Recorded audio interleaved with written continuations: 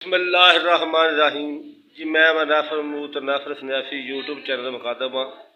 जैसा कि अज ईद का दूसरा दिन तो सुबह सुबह टाइम फजर के टाइम ही एक भाई ने मैसेज करता भी भाई साहब पखाना करते हैं, पखाने वाले नाले च बहुत ज़्यादा जलन होंगी है, बवासीर भी नहीं तो जलन भी बहुत ज़्यादा होंगी है।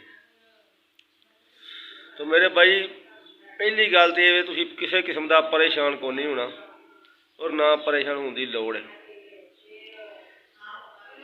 अगर कब्ज भी है नाल जलन भी होंगी है नाल तो भी किसी किस्म की परेशानी नहीं लैनी। किन्होंने लोगों को पखाना करते हैं, पखाने वाले नाले च बहुत ज़्यादा जलन होंगी है, उन्होंने वास्ते भी ये टोटका बना लगे हाँ। साढ़े वो भाई वाले स्पैशल है कि भाई सियालकोट को मैसेज किया बाहूबा। मेरे प्यारे भाई किसी भी किस्म वाली तरी वाली चीज़ ना खाओ 2 तो 5 दिन, और टोटका तो 10 दिन इंशाअल्लाह करोगे तो अपनी दुआवां में याद रखोगे। तो मेरे प्यारे भाईओ पहले नंबर पर तुसी हर किस्म की सराई शै नूं तर्क कर देना, चाहे वो कैसी भी। किन्ना लोगों को पखाने के नाल जलन होंदी है, उन्होंने वास्ते स्पैशल परहेज है। किसी भी किस्म की तरी वाली चीज़ तुसीं जां तारी चीज़ खा नहीं सकते, घ्यो वाली चीज़ खा नहीं सकते। तो नाज़रीन सुबह नहार मुँह ये टोटका इस्तेमाल करना है। इनू 5 तो 7 दिन बंदा कर लेगा, वो अपनी दुआवां च इंशाअल्लाह सानू याद रखेगा। तो नाज़रीन करना इस तरह भाई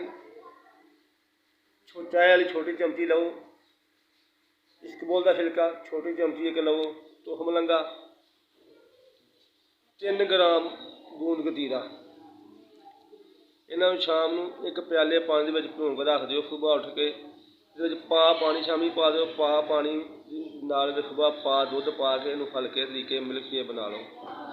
दिल मने हल्की जी शक्कर ला लो, ना दिल मने तो उस तरीके इनू तुम पी लो खाना खान तो अध घंटा पहले। तो नाज़रीन जिहड़ा बंदा इनू इस तरीके इस्तेमाल कर गया पूरी जिंदगी वो पखाने वाली नाली में जलन नहीं होएगी,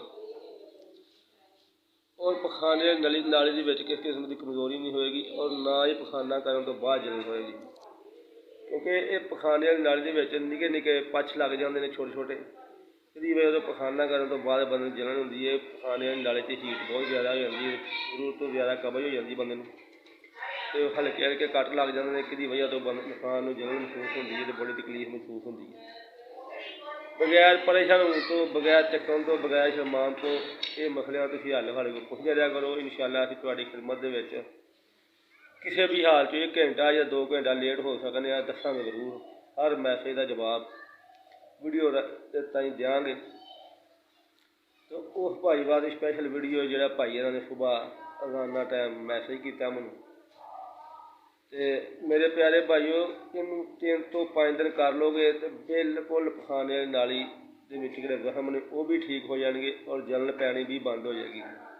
इसका परहेज है किसी भी किस्म की तरी वाली शै को नहीं खानी, मिर्च मसाला बिल्कुल बंद, दुध नाल रोटी खाओ, दही नाल रोटी खाओ, और अद्धी चमची इसकबोल का छिलका, अद्धी चमची तुख मलंगा और 3 ग्राम गूंद कतीरा लैके इन्हों शामी पानी च भिगो देना है, और सुबह नहार मुँह इसका मिल्क शेक बनाना है। मिल्क शेक में चाहे तुम शक्कर पा लो, शक्कर नहीं पाने चीनी बिल्कुल नॉर्मल मकदार की पा लो, दुध के पा लाजमी पाना है, क्योंकि दुध पाओगे तो वजूद के कितनी कमजोरी होगी कि वजह तो पखाने वाली नाली कमजोर हो पछ लगते हैं, वो कमजोरी खत्म हो जाएगी, आपका वजूद बिल्कुल ठीक ठाक हो जाएगा, तो घोड़े वांगू दौड़न लग पोगे।